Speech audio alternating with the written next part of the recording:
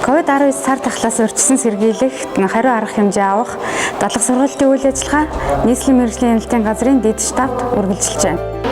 За уг дэд штабыг нийслэлийн мэргэжлийн хяналтын газрын даргын 2020 оны 4 сарын 29 өдрийн 47 доод тушаалаар байгуулсан. За уг дэд штабд нийтдээ нийслэлийн мэргэжлийн хяналтын газрын 110 улсын байцаагч 6 ажлыг суугдаж ажиллаж байна. Одоо халдвар үйлчлэлтийн багийн үйл ажиллагаатай танилцъя.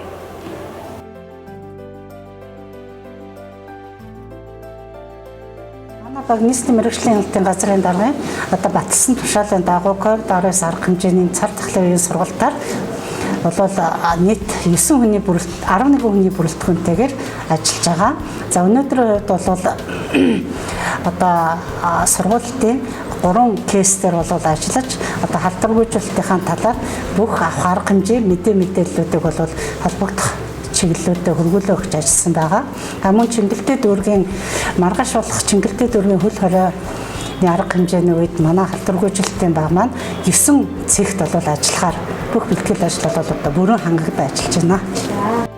За бид 20 цэрийн баг дээр хурж ирээд байна. Энэ багийн үйл ажиллагаатай танилцъя. Сайн байцгаана уу? 20 цэрийн баган байна. Дотроо 1-2 дугаар баг гэсэн багтай ажиллаж байна.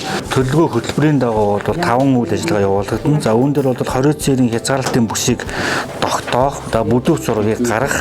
За 2 дугаарт нь бол автоэрийн шалган нэвтрүүлэх буюу орж гарах хөдөлгөөнүүдүүд дээр бол хяналт тавьж ажиллах. За мөн 3 дугаарт нь хөл хорой цэр тогтоосон объектуудын үйл ажиллагаануудыг зогсоож, объектуудын судалгаануудыг гаргах. За 4 дугаарт хүн мал амьтны халдвар төвчний хязгаарлалтын үйл ажиллагаанд нь хяналт тавих. За 5 дугаарт нь бол тухайн баг маань өнөн дээр үнэлт дүгнэлт хийж үнэлт дүгнэлтүүдийн үдцэн үр дүнг нь тооцож ажиллахаар энэ 5 чиг үүрэгтэй 5 үйл ажиллагааны чиг үүрэгтэй ажиллаж байна. За баярлалаа.